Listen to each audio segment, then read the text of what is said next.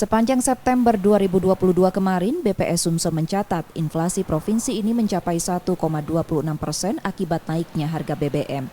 Naiknya harga BBM menjadi penyumbang inflasi terbesar senilai 1% dengan perubahan harga sebesar 26,05% meliputi kenaikan tarif angkutan dalam dan luar kota hingga transportasi online.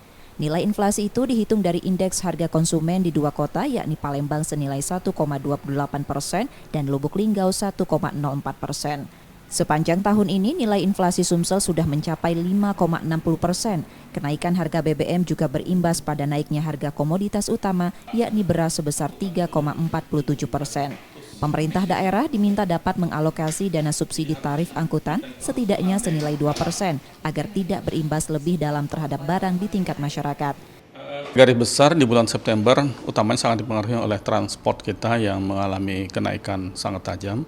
Kita tahu bahwa kebijakan pemerintah untuk menaikkan harga BBM itu sudah mendorong inflasi hampir 1%.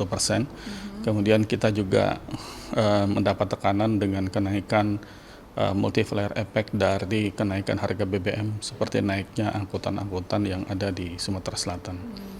Beberapa hal juga memang kita tahu bahwa sekarang atau biasanya lah di Sumatera Selatan juga terjadi kenaikan beberapa komoditas bahan makanan.